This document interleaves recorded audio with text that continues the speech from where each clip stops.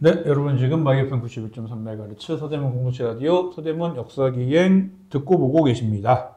지난주에 총선 선거운동 기간이어서 서대문의 역대 총선에 대한 뭐 기록 뭐 이런 거 봤었어요. 네. 그때 다 못한 걸 오늘 마저 하겠습니다. 네, 마저 해버리는 걸로. 기록으로 보는 서대문의 역대 총선. 물론 이번에 또 그 기록이- 결과가 또 나왔기 때문에 기록이 뭔가 좀 바뀐 게 있죠. 뭐 이번에 생긴 또 기록들도 있고요. 특히 이제 김용원 같은 경우가 6번 출마한 거로 해서 이제 뭐 네. 공동 2위가 최다 출마 역대 공동 2위가 되셨고, 공동 2위가 3명인 거죠, 그러니까. 그렇죠. 이제 김재광 의원, 우상호 의원, 김용호 의원 이제 6번씩 나오신 분들이 있고, 1위는 이성원 청장이 7번으로 지난번에 사람들한테 얘기 주니까 깜짝 놀더라고요. 네, 뭐 저도 조사하다 놀랐으니까. 사람들이 되게 그래? 막 그래. 심지어는 정치를 좀 하시는 분들도 네, 모르더라고요, 잘. 네, 정말 그분이 최다 출마자인가 이거에 대해서는. 그래서 이제 이성원 청장이 최다 출마자이다라고 얘기를 하니까 그 다음부터 그러면 우상호도 뭐 2번째 정도, 김용호도 꽤 많이 그렇죠, 출마했지. 약간 이렇게 뭔가 이렇게 잡아나가시더라고요. 맞습니다. 그러니까 사실 저희가 그 48년에 재헌후에 선거를 하고, 네. 그 다음에 뭐랄까요, 이제 이런저런 뭐 독재기를 거치다가, 그러니까 88년에, 그렇죠. 네, 88년에 이제 제도적 민주화 다시 이게 그때까지 40년이잖아요. 그렇죠. 그 다음부터 지금까지가 또 한 40년 가까이. 거의 36년 네. 이렇습니다. 그러니까 지금 그러니까 88년 그 다음에 이제 뭐 오늘도 말씀드리겠습니다. 90년 3당 합당 그 다음에 90년대 초에 생긴 이제 그런 지형들이 사실은 한국 현대사의 한 절반 정도를 좌우하는 중요한 구도였던 거예요. 그 이후에 이제 계속 이 안에서 경쟁하고 출마하셨던 분들이 많은 기록들을 가질 수밖에 없게 되는 거예요. 어떻게 보면은 세월도 그게 그러니까 요 때쯤 아니면 다음 때쯤 해가지고 대다수 이제 어쨌든 이제 우리가 이제 계산을 해본 바에 따르면은 사실상 뭐 60대 후반, 70대 초반이 거의 그러니까 최고령 이제 뭐 당선자 이런 거였으니까 앞으로 이제 그런 분들이 이제 소위 말하는 86세대들이 그 나이 또래가 돼버리면 자연스럽게 이제 퇴장을 할 수밖에 없는. 거긴 할 것 같기도 해요, 또. 그러니까 이번 총선도 제가 그냥 이거는 정말 그 어떤 취미로 제 지지나 뭐 이런 거랑 전혀 상관없이 그냥 이번 총선에서 한 가지 도드라진 현상이 한 50년대생 소위 리더급들이 많이 이번에 물러나거나 퇴장을 결국 하시게 되었다. 그러니까 뭐 이낙연 전 총리도 그렇죠. 그러신 것 같고. 심상정 의원도 그렇죠. 그러신 것 같고. 했고. 그다음에 이제 민주당의 그 공동 선대위원장으로 그 이재명 대표와 함께 그 지휘하셨던 두 분이 이해찬, 김부겸 이분들이 다 50년대생이잖아요. 그러니까 이제는 거의 퇴장을 하시거나 이 선으로 완전히 물러났구나. 이제 50년대생 리더들이. 그리고 그 대통령부터 이제는 60년대생 이후 그다음에 여러 당의 이제 지도부들도 대부분 그 이후 혹은 심지어 뭐 70년대생 80년생도 있죠, 기억신자는. 80년대생도 있고 그랬으니까 그런 면에서 일정한 세대 교체는 또 뭐 매번 선거가 그렇겠지만 그렇죠. 이번에도 또 그런 거는 또 눈에 보이긴 했다 말씀을 드리고 싶고요. 네. 일단 김용호 의원이 그런 기록을 세웠다는 말씀을 시작으로 이번 총선에서 수립된 기록들을 먼저 말씀드리겠습니다. 김용호 의원이 이제 3번째 당선이 되면서 드디어 최다 당선 이제 역시 이게 이제 공동 3위 기록이라고 봐야 되는데요. 6번이 이제 김재광 의원, 그다음에 4번이 김도연, 김상현, 우상호, 4번. 그다음에 이제 3번이 있었는데 윤재술, 정두원, 김용호 이렇게 이제 3선 서대문 지역구 3선이었고 이제 최다 당선 3위 기록에 올라갔습니다. 그렇게 따지면은 3선 4 죄송합니다. 3선 4선도 많지가 않아요. 또 굳이 따지면 많지 않죠. 그러니까 참 어려운 일입니다 이게. 3선 달리 쉬운 게 아닌 겁니다. 그렇게 따지면 진짜. 그리고 뭐 다른 지역에는 더한 기록들이 많아서 아주 압도적이라고 보긴 어렵습니다만 어찌됐건 김상현, 김영호 이 부자가 아, 그러네요. 네, 7번 했네요. 네, 서대문 7번. 지역구로만 7번을 했고요. 김상현 의원이 예전에 전국구로 한 번 하고 그다음에 다른 지역에 광주엔가 가서 또 한 번 맞아요, 하기 맞아요. 때문에 예. 김상현 의원이 도합 그 오선, 육선. 육선이거든요. 두 분이 합치면 이제 도합 9선이 되고 예를 들어 서울에서는 요 바로 요 아래 마포구에 마포갑. 노웅래 의원이 지역구 4선, 그 아버지 노승환 의원이 지역구 5선. 그쵸, 본인 그쵸. 지역구로만 예. 부자 9선을 했고 충청도 이런데 그런 분들 좀 많죠. 요번에 많죠. 좀 많이 떨어졌죠. 떨어지셨습니다만 예. 아무튼 그러니까 그런 분들이 있는데 김상현, 김영호 이 부자도 상당히 만만치 않은 혼자서 10선, 11선 하신 분들은 도대체 올라갔다. 그다음에 네. 지난번에 말씀드렸습니다만 아무튼 역대 최소 후보 출마 선거다 이번이 5명. 5명 서대문 전체에서 5명이었다라는 거랑 그다음에 그 박진 후보가 당선이 됐으면 최고령 당선 2위에 올라가는 거였는데 그치, 안 됐죠. 실패하셨다라는 거고 그다음에 이제 그 갑에 당선된 김동아 후보라고 있잖아요. 네네네. 김동아 후보도 혹시 뭐 기록이 될 만한 게 없을까 제가 찾아봤어요. 서대문 최연소 당선자 몇 위 안에 들어갈 수 있지 않을까. 그러니까 저도 지금 문득 그 생각이 들었는데. 네. 그 지난번에 왜 김상현 의원이 만 29세 11개월인가 했다고 그랬잖아요. 그 다음에 이제 2위가 73년 9대 총선에 2위로 당선된 중선거구제 때 공화당의 오유방 후보가 32세 5개월이었고, 그러니까 이게 그 중복을 제외하면 세 번째가 맞긴 맞습니다. 김동아 후보가 지금 36세 5개월이에요. 1987년 10월 30일생, 36세 5개월. 중북이라고 하는 건 뭐 어떤 거? 뭐 김상현 의원이 계속 붙겠습니까? 8대 때 7대는 전국구를 하고 6대 보궐에서 처음 29세에 당선이 돼갖고 8대에 또 나서는데 그때가 35세 6개월입니다. 35세 6개월에 전국구 포함 이미 3선 의원이 됐다고요.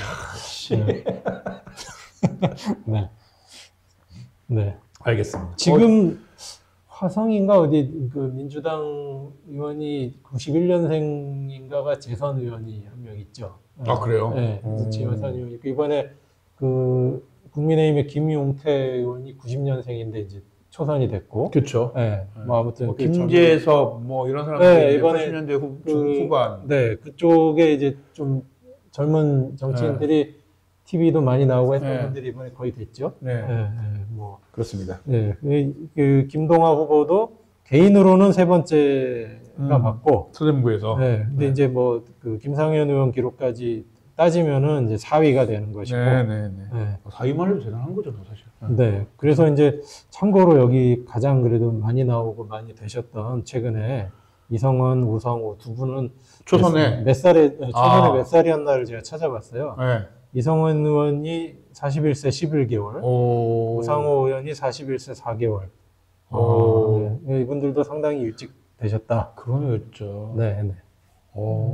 그런 기록들이 이번에 세워졌고요. 지금 이렇게 민주당이나 저기 뭐 국민의힘 같은 경우 등등등 대부분 아니 꽤 큰 정당들의 같은 경우 청년의 나이를 만 45세로 보고 있어서 그 이하는 청년인지라 다 청년인 건데 이렇게 되면 하지만 청년 대접 받으면서 당선되지는 않으셨어요 그때 생각하면. 그렇죠. 그리고 제 기억으로 그때 우상호 의원은 그 2004년에서야 이제 됐는데 2000년부터 도전을 해가지고 근데 그 전에 이미 뭐 그 김민석 의원이나 뭐 이런 분들이 30대 이미 그 굉장히 일찍 당선돼 있어가지고 그러니까 그거랑 비교하면 많이 늦은 거죠. 그렇죠. 그리고 뭐 이번 선거는 그 정도 기록 세워진 것 같고요. 그다음에 이제 지난번 지난번에 준비한 내용들 이제 소개해 드릴게요. 첫 번째는 이제 최다 득표율차 당선 또는 최소 표차 혹은 최소 득표율차 당선. 요건데 이번에는 요 기록에 들어갈 만한 그런 거는 아니에요? 아닙니다.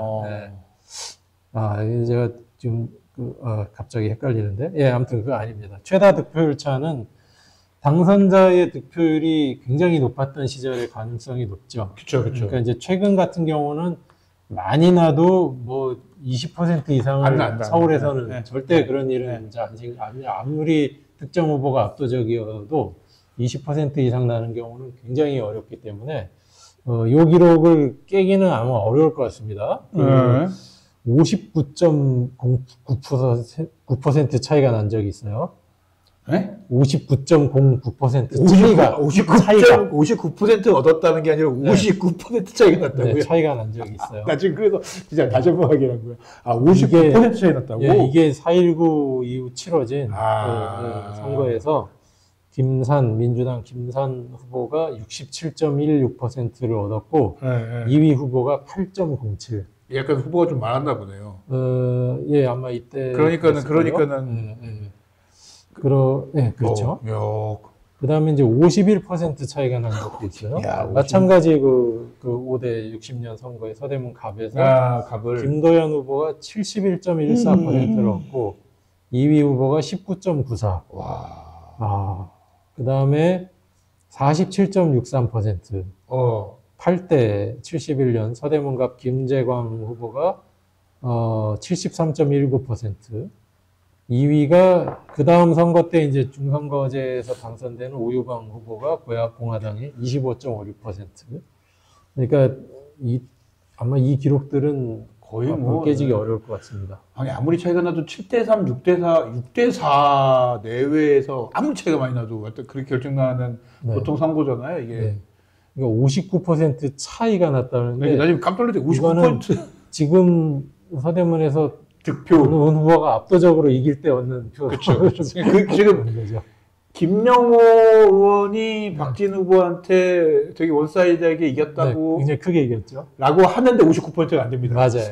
59%가 안 됩니다. 그러니까 이거는 정말 앞으로 깨지기 어려울 것 같고요. 그러니까 최근은 한 10% 이상 나면 이게 압승한 그냥 거예요. 압승이라고 하죠. 네, 10%는 보통 이제 그걸 넘어가는 거잖아요. 그 여론조사에서 보통 플러스 마이너스 뭐 4.4, 오차 범위가 뭐 플러스 마이너스 4.4니까 보통 한 8.8, 8%, 8, 9 요 정도잖아요. 그러니까 두 자릿수 이상 가면은 오차 범위를 벗어났기 때문에 대승인 거죠. 대승인 거고, 최근에는 이제 아주 압도적인 경우가 18대 서대문을 정두원 후보가 김영호 후보를 이길 때 26.99%. 이때 소위 말하는 그 뉴타운 바람이 확 불어가지고. 그때입니다. 이때 신한국당이었나? 네. 그리고 심지어 이때 정두원 후보는 그 현역 의원이었어요. 그러니까 2004년에 그 열린우리당이 압승하던 분위기 속에서도 정두원 후보는 여기서 당선이 됐거든요. 그러니까 그 다음 선거예요. 이게. 그때 당시의 분위기는 40석인가 41석인가를 서울이 뭐 그래서 아주 이례적으로 서울이 그 다음 선거 이후 그 다음부터는 뭔가 이제 뉴타운의 역습 뭐 이런 식으로 얘기 들으면서 오히려 뉴타운 지역에서 이제 떨어지고 입주가 된 후로는 오히려 뉴타운에 입주한 동네에서 그 신한국당, 한나라당 지금 국민의힘 계열 후보들이 오히려 표가 안 나오는 분위기여서 이제 그랬었던 일이 있었죠. 그리고 지난번에 김영호 후보가 이제 그 상대가 이제 정권이 아니었으니까 송주범 후보를 23.64% 차이로 이겼었죠. 이게 최근에 가장 큰. 여기도 굉장히 원사이드 했네요. 23%면. 그 다음에 이제 최소 표차 이런 거 화제가 되잖아요. 그죠. 최소 표차와 이제 이게 연동되는 게 득표율 차랑 연동이 되니까 요거 제가 좀 기록을 여러 개 뽑아왔는데 5위부터. 5위. 1899표 차. 1899표. 이거 한 3표까지 잘 못 잡았는데. 2.25%. 서대문 17대가 이제 2004년입니다. 서대문갑에서 열린우리당 우상호. 의원이 당선될 때. 38,795표. 한나라당 이성원. 당시 36,896표. 그 다음에 사실은 실질적으로는 여기 5위에 해당하는 기록이 있는데, 이때는 그 6대 보궐선거인데 총 투표수가 투표율이 매우 저조해서 총 그치. 투표수가 3만 표 정도에 불과했어요. 네. 보궐선거 때부터 보궐선거가 네. 투표율이 저조하니까. 그래서 요거는 제가 빼고요. 네. 그 다음에 1759표 차가 있습니다. 요것도 17대 서대문 을에서 정두원 후보가 당선될 때입니다. 네. 네, 39,734표.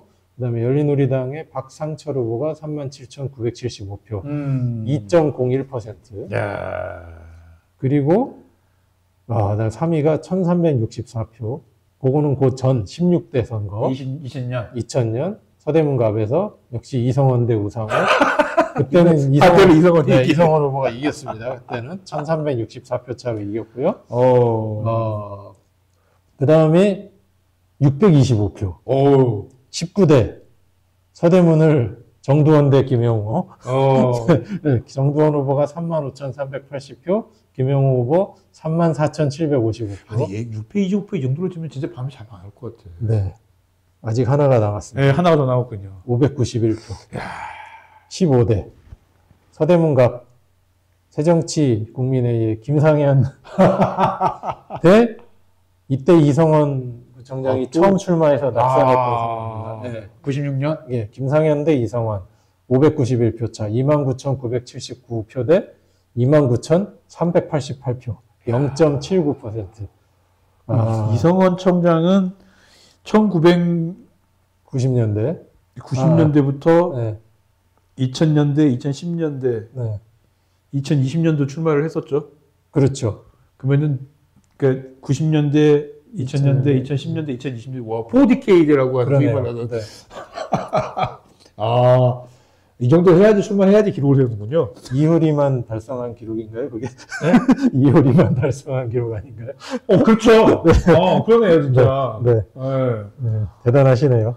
네. 이야, 어마무시합니다. 네, 그래서 사실은 여기 지금 많이 등장하는 이름이 우상호, 이성원, 정두원, 김영호, 김상현 뭐 이렇잖아요. 네. 그러니까 다 이분들이 박빙의 승부도 다 펼쳤다는 것이고, 특히 요게 다 90년대 이후에 몰려 있습니다. 그러네요. 그렇죠? 요게 이제 그러니까 다 3당 합당 이후로 박빙 선거가 많아졌다라는 거 우리가 알 수 있는 지표들이고요. 네네. 이제 이 얘기를 했으니까, 네. 이제 서대문 총선의 라이벌들, 네, 라이벌들을 이야기. 가장 대표적으로 라이벌이라고 하면은 뭐 지금 얘기 나온 사람들이죠. 뭐 그렇죠. 네. 그러니까 이제 가장 큰 라이벌은 우상호, 이성원 두 분입니다. 네. 일단은 유력 정당의 후보들이 오랜 기간 계속 출마를 해야 가능한 일이에요. 이게 진짜 쉬운 게 아니야. 네. 제가 알기로도 제가 경험한 바로도 이게 특히 수도권에는 쉬운 게 아닙니다. 이게 수도권에서 진짜. 여러 차례 내리 당선되는 것도 어렵지만 당선이 되든 안 되든 또 계속 그 지역의 후보로 출마를 공천을 받아내는 것도 굉장히 어려운 일이고요. 이게 진짜 쉬운 게 아니거든요. 네, 정말 어렵습니다. 그래서 사실은 이렇게 된다는 것 자체가 되게 놀라운 일인 겁니다. 네, 이제 이성원 후보가 7번 출마했고 이상원 구청장이 우상호 의원이 6번 출마했는데 내일에 7번, 내일 6번이잖아요. 맞습니다. 그 이성원 의원이 이제 한번 먼저 96년도에 출마한 게 있었고, 96년도에 그때는 김상현 의원이랑 붙은 거고, 그 이유는 계속 우상호와 이성원 두 사람이 붙은 2000년부터 2020년까지. 예. 제가 알기로 2016년에 그 선본에서 그 얘기를 했었거든요. 뭔 얘기를 했었냐면은 양쪽 다 2016년 총선에서 요번에 지면 은퇴입니다라고 얘기했었거든요. 그래서 제가 실제 들은 얘기예요. 그거. 네. 그때까지 2대2였거든요. 네. 이번에 특히나 또 이제 약간 이성원 선본에서는 그게 더 나왔던 게 이번에 지면은 연속 2번 지는 거였나? 뭐 그래가지고. 그렇죠. 네. 그래서 지면은 저희는 은퇴입니다. 약간 이런 식으로 얘기를 했었는데 안 하시더라고요. 네. 그런 분위기. 두 분이 이제 2000년부터 2020년까지 정말 만 20년 동안 선거로는 이제 6번을 그렇죠. 네. 16대부터 21대까지 붙었고요. 우상호 의원이 4번 이겼고 이성원 의원이 2번 이겼습니다. 그리고 아까 말씀드린 그 최소 표차, 득표율차 랭킹에 2번이나 들어가 있죠. 이 두 분의 경쟁이. 그러니까 이게 2000년도에는 이성원, 2004년에는 우상호, 2008년에는 이성원. 그 다음에 나머지 3번은 내리 우상호. 네, 그렇죠. 그렇게 된 거죠. 그래서 둘의 표차가 그렇게 크지가 않아요. 크지가 않고 전국적인 이제 정치 상황에 의해서 표차가 크게 벌어져도 그러니까 10%를 안 넘다가 최근 두 번의 선거만 10% 이상 벌어졌습니다. 그러니까 20대, 21대 뭐 이따가 말씀드릴 텐데 민주당이 3연승을 한 거거든요. 그쵸. 이번까지. 네, 맞아요. 그러면서 그 두 번은 굉장히 압도적으로 이긴 거란 말이죠. 그래서 거의 이제 그 의회 주류 권력은 민주당이 거의 장악을 했다고 봐도 되지 않을까. 걱정을 많이 하더라고요. 국민의힘에서. 왜냐하면 국민의힘도 이번 선거를 보면은 계산을 해보면 알겠지만 서울에 11개, 경기도에 6개, 인천에 2개, 충청도로 가도 뭐 대여섯 개. 충청권이 거의 수도권화 돼버린 것 같고. 그러니까 그게 이렇게 돼버리니까 수도권을 지금 중요한 건 옛날에는 야 서울 경기에서는 비슷비슷하고 영남이 많으니까 호남보다 많으니까 이렇게 하면 이길 수 있어요. 였는데 지금 분위기는 오히려 그 호남과 수도권이 이렇게 지역적으로 연대를 해가지고 그러니까 서쪽이 지역적으로 연대를 해서 동쪽을 이렇게 압박하는 그러니까 포위하는 약간 이런 느낌인 거죠. 근데 물론 이제 그거에 맞서서 이제 소위 말하는 이준석 대표가 그 국민의힘 그 대표를 할 때 이제 세대포 이론이라고 해서 20대 남자들을 20대, 30대 남자들을 데리고 와가지고 이렇게 해서 세대포 이론에서 일정하게 성과를 봤었고, 근데 요번에 다시 드러난 거는 그게 사라졌죠. 네. 네, 그 세대포 이론에 세대포 이론은 이제는 없어진 거고 다시 거꾸로 이제 장년층까지도 거의 민주당 지지 연령대가 이제 확산되면서, 그러니까 지금의 50대 걱정을 많이 하더라고요. 그러니까 왜냐면은 앞으로는 상당히 고민될 겁니다. 이미 걱정이 시작한 거예요. 왜냐면은 소위 말하는 국민의힘이 지지자라고 하시는 분들이 1년에 한 40만 명씩 자연적으로 줄어들고 있어요. 그렇죠. 이제 그렇게 되는. 왜냐면 사망하시거든요. 이게. 그러니까 그러면서 진입을 하고 있는 그러니까 이제 노년층까지도 민주당 지지율이 높은 연령대가 이제 노년층을 앞으로 제일 고민이라고 하는 게 이제 86세대와 소위 말하는 우리 같은 세대, 이제 70년대 태어난 세대들이 슬슬 진입하는데 이 사람들이 막 계산을 해보니까 놀랍게도 투표 성향이 제일 안 바뀌는 세대가 우리 세대래요. 우리가 점점 나이는 먹으면서 이렇게 밀어붙이고 있는데 인구로 또 많아. 여기가 인구가 많죠. 그 바람에 지금 굉장히 걱정을 많이 하는 것 같아요. 그렇습니다. 앞으로는 아무튼 그렇게 해도 두 분의 그 득표 그 6번 대결한 거에 총 득표율을 평균을 내봤어요. 진짜요? 두 번에 막판 두 번 그렇게 막판 두 번은 크게 이겼는데 그렇게 크게 차이가 난데도 났는데도 두 분의 득표율이 5% 차이도 안 납니다. 평균을 내보면 평균을 내보면 맞대결에서 우상호 의원이 49.53, 이성원 의원이 정확히 45. 그러니까 정말 라이벌은 라이벌이에요. 이거는 전날 무슨 소문이 도냐 아니면 어디서 뭐 한번 이렇게 해서 반짝 이렇게 오냐 아니면 우리가 좀 뭐 이긴 것 같아 조금 게으름 피워볼까 그러니까 이 상황이면 뒤집히는 얘기인 건데 제가 이 막판 두 번을 빼면 어떻게 되는지까지는 계산을 안 해봤는데 아마 빼면은 거의 비슷하겠네요. 비슷할 겁니다. 이게 두 분은 정말 서대문 앞으로도 한 수십 년간은 이런 라이벌이 등장하기 어려울 만큼 역대급 라이벌이었다. 지금부터 나와야 20년을 해야 돼요. 지금부터 나와서 20년을 해야 돼. 그러니까 지금 적어도 근데 아직 안 나왔어. 30대 혹은 40대 초반 정도 되는 분이 나와야 돼요. 나와서 한 20년 동안 거의 당선권에서 계속. 예를 들면은 지금 김동완 후보가 이제 30대 중반이니까. 30대 중반이죠. 다음 선거 때 이제 국민의힘 3명이 나와서 이 둘이서 계속 치고받고 20년을 해야 되는 거예요. 그러니까 그러려면 국민의힘 나오려는 분은 지금부터 열심히 작업을 하셔야 될 겁니다. 그렇죠. 그러네요. 그러니까 참 쉽지 않은 일이고요. 그러네요. 그 다음에 결과적으로 정두원 의원과 김영호 의원도 이 라이벌 반열에 오를 만한 힘이 됐어요. 물론 지금은 이제 정두원 의원이 안 계시지만 어찌됐건 김영호 의원이 초반에 이제 내리치면서도 계속 버텼죠. 출마를 해서 결국 한번 뒤집어서 이기기도 했고 그 후로 계속 여기 지역구에서 다선 의원이 지금 됐기 때문에 두 분이 조금 시기를 이제 엇갈려 가면서 그쵸. 3선, 3선을 한 거거든요. 그렇죠. 그러니까 뭐 우상호, 이성원만큼은 아니지만 라이벌이라고 볼 수 있고요. 이분들이 3번 붙었습니다. 그러네요. 네, 3번 붙었고 정두원 의원이 2번을 이겼고요.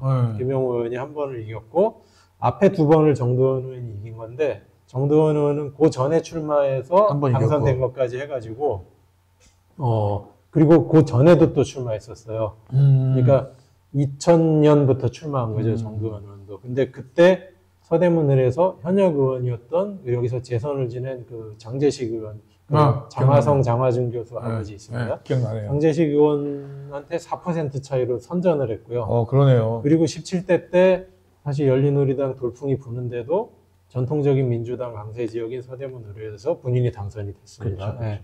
그래서 상당히 그러니까 그 국민의힘 계열의 정치인 중에서는 약간 아마 서대문에서는 거의 최고라고 볼 수 있습니다. 개혁의 성향이 있어 보이고, 그렇죠. 전라도 사람이기도 하고, 약간 특징이 있어요. 이게 지금 그 이성원 청장도 그렇고, 그렇죠. 누구야? 지금 정두원 의원도 그렇고, 호남 배경이. 전 의원도 그렇고, 호남 배경이기 때문에, 네. 뭐 그래도 우리 동네 사람인데, 국민이 맞죠? 우리 동네 사람이지. 약간 이런, 이게 연결되는 어떤 그게, 네. 확실히 좀 영향을 끼쳤던 것 같아요. 네. 이성원 의원이 물론 출마도 많이 하시고, 뭐 재선도 하셨고 지금 구청장도 하시지만은 제가 봤을 때 특히 을 지역에서 내리 3선을 한 정두원 의원 같은 경우가 국민의힘 계열 의원 중에선 서대문에서 그 최강자가 아닌가. 그러니까 제가 볼 때도 네. 뭐 사람들이 또 인정도 해주고, 네. 약간 그거는 좀 그리고 네. 민주당 지지자들 사이에서도 호감도가 낮지 않았죠. 네. 정도는 그러니까 약간 그 느낌? 뭐냐면은 이게 우상호하고 이성원이 붙었을 때는 외부 상황에 따라서 우상호 의원 쪽에서 사람이 안 나와버리면은 당선이 되거나 이쪽에서 안 나온 당선은 약간 이런 식의 라이벌이었다면은 정두원 의원 같은 경우는 여기서도 오히려 민주당에서 표를 주기도 하는 그래서 당선시키는 약간 그런 느낌? 그러니까 약간 표현을 굳이 하자면 약간 그런 느낌이었던. 네. 그리고 이제 김영호 의원은 그 정두원 의원이 이제 재선을 할 때부터, 그렇죠. 그때부터 이제 두 분이 맞붙어가지고 처음에는 크게 졌어요. 많이 크게 졌죠. 59대 32. 근데 이제 그 다음 선거 때는 0.87% 차. 그 아까 깨진 거. 그거. 박빙 선거가 625표인가 그거죠. 625표. 그거였고 그 다음 20대 총선은 이제 거꾸로 또 크게 이겼죠. 크게 이겼죠. 48대 39로 크게 이겨서 이분들도 이제 라이벌이라고 볼 수가 있고. 이런 구도가, 그러니까 아까 박빙 선거라든가 이런 라이벌 구도는 다 90년대 이후에 생겼잖아요. 그렇죠. 그러니까 종전에는 이제 보수 계열 정당, 이제 그냥 쉬운 말로 해서 보수 계열 정당에서 오랜 기간 강력하게 나오는 후보가 없었어요. 아예. 없었고 서대문은 갑이든 을이든 거의 다 민주당 계열 의원들이, 그러니까 호남 사람들이 많이 산다는 게 이제 최근 같은 경우에는 그게 얘기가 이제 배경으로 많이 되는데, 근데 그 호남 사람들이 많이 몰려와서 살기 전, 그러니까 거의 한 40년대 재헌의회 때부터 50년대 이때도 계속 거의 민주당 계열과 지금 그래도 관련이 있다고 생각되어지는 당의 후보들이 거의 당선됐어요. 그러니까 그 사실 호남 그것만 가지고 설명이 저는 호남 하나만으로 설명 못한다고. 그러네요, 진짜. 그거는 한 60, 70년대 이후로는 그렇게 얘기할 수도 있는데, 그것만으로는 설명 못한다고 생각합니다. 그리고 호남이라는 것이 굳이 따지면 지금 얼마나 이렇게 인구 비율에서 이 상황에서 지금 2020년대에 얼마나 찾을 것인가도 조금 그건 이제 정확히 따져봐야 될 필요도 있고, 아주 옛날 선거로 가면 전국적으로도 사실 영호남의 그 투표 성향이라는 게 거의 차이가 없었습니다. 그렇죠. 그러니까 거의 뭐죠? 옛날에 여촌야도 거의 그런 쪽이 더 그렇죠. 아주 맞아요. 초기에는 맞아요. 박정희 씨가 처음 대선 나오고 뭐 이럴 때는 호남에서도 다 박정희 지지였어요. 그죠. 오히려 영남에서 부산이나 이런 데서 윤보선 지지가 많았죠. 맞아. 부산 이런 데서는 그랬었죠. 그러니까 그랬을 때, 그러니까 어떤 호남이 이제 민주당 지지라는 어떤 뚜렷한 정치색을 드러내는 건 사실 김대중이라는 인물 이후라고 보는 게 맞지 않을까. 그러네요. 지금 약간 그런 좀 약간 변화하고 있는 느낌이기도 해요. 또 실은 그래서 지금 그렇죠. 이번 총선 보면 또 그리고 경남 지역에서도 민주당이 의석은 많이 못 얻었지만 표는 많이 얻고 거의 한 45% 네. 뭐 이런 식으로 얻었잖아요. 네. 그러니까 그런 변화들이 생기겠죠. 앞으로 또. 그러니까 그렇죠. 이제 그거를 어쨌든 좀 이렇게 그런 의미에서 사실은 이준석 대표나 이런 사람들이 머리가 좋은 것 같긴 해. 계속해서 호남으로 우리가 서진을 해야 된다라고 하면서 간 거잖아요. 그렇죠. 맞아요. 네. 아무튼 이제 보수 계열 정당에서 오랫동안 여기는 유력한 후보가 없었다라는 거 있고, 그렇죠. 그리고 중선거구제 때 그 2위로 당선됐던 분들 외에는 재선 의원조차 없어요. 그 보수 계열 정당에서는 90년대 이후에 이제 그 이성원 의원도 나오고 정두원 의원도 나오고 그렇게 된 거지. 그러니까 이게 오랜 민주당 계열 텃밭이라고 보면 되고요. 서대문 지역구는. 오히려 이제 3당 합당 이후에 그 보수 정당이 이제 거대 정당이 되면서 사실은 경쟁력이 생겨났다고 볼 수 있죠. 요게 이제 한 70년간 서대문 선거 흐름의 큰 요약인데 또 최근 한 두 번의 선거를 보면 이제 이제 거대했던 보수 정당의 서대문에서의 어떤 그래도 분발했던 그 흐름조차도 이제 다시 사그라드는 거 아닌가 그런 생각이 들고요. 이게 후보가 잘 안 크는 데는 한 두 가지 정도가 이유가 있는 것 같아요. 뭐냐면은 아예 지면 크게 지는 동네에서는 할 수가 없어. 그러니까 예를 들면은 호남의 국민의힘, 그렇죠. 경북 같은데 민주당 같은 경우가 이렇게 계속 뭐 도전하고 이런 사람이 드물죠. 그리고 또 그 반대로 원사이드하게 해버린 동네는 예를 들면 정당에서 3선, 4선 의원을 안 만들어주죠. 맞아요. 개인기가 없는 사람에게 그렇게 만들어주지를 않죠. 그렇죠. 그러니까 이게 소위 뭐 서대문과 이렇게 많이 여러 사람들이 이렇게 했었던 얘기는 되게 민주당이 한편으로는 되게 이렇게 강세라고 하지만 해볼만 하기 때문에 버티면서 이렇게 사람들이 이렇게 생기고 이렇게 되는 동네가 됐다라는 맞아요. 거죠. 그리고 어느 정도 경쟁이 됐기 때문에 당에서도 계속 된다 하더라도 따놓은 당상으로 되는 거는 아니다. 이런 게 있어서 또 경쟁력 있는 후보가 계속 또 긴장해서 계속해서 후보들을 이렇게 하게 되는 그 분위기였기 때문에 되게 기묘하게 그렇게 돼버릴 수밖에 없었던 그런 게 아니었을까라는 생각이 좀 드네요. 이제 뭐 개별 인사들이 나중에 당적을 옮기거나 하는 경우는 있었지만 대부분이 이제 민주당 계열 인사들이 이제 당선이 됐었고 정리를 하자면 이제 이제 3당 합당 이전 그러니까 88년 13대 총선까지 당선자가 28명이었는데 확실하게 예를 들면 뭐 이승만, 박정희, 전두환, 노태우 거기에 집권 세력이 있거나 거기에 가깝다고 할 만한 당선자가 8명밖에 없었어요. 20대 8인 건데 근데 그 20대 8도 잘 생각해 보면 중선거구제 때 2위 당선된 사람들이 있거든요. 그것까지 다 감안하면 소선거구제로 만약에 갔다면 20대 8이 아니라 24대 4 정도. 24대 4. 거의 뭐 원사이드 동네. 근데 3당 합당 이후 이번 총선을 빼고 지난번 총선까지 하면 민주당 계열이 11명, 국민의힘 계열이 5명, 11대 5입니다. 그러니까 24대 4와 11대 5는 차이가 많이 나죠. 물론 이번에 이제 2명 다 민주당이 되면 13대 5가 됐습니다만, 그러니까 사실은 3당 합당 이후에 오랜 민주당 텃밭 서대문에 사실상의 이제 어떤 라이벌 구도가 형성되는 변화가 생겼다가 역사적으로 옳고 그르고를 떠나서 이 3당 합당이라는 것이 어쨌든 되게 어떤 진영에는 굉장히 유의미하게 좋은 이걸 준 거예요, 사실은 따지고 보면. 그렇죠. 국민의힘 계열에는 상당히 그래도 서울에서 서대문에서 우리 서대문 얘기니까 서대문에서 희망을 얻게 된 거죠. 역진을 할 수 있는 그 결과가 나왔던 거고 실제로 그런 결과를 본 거고. 본 거고요.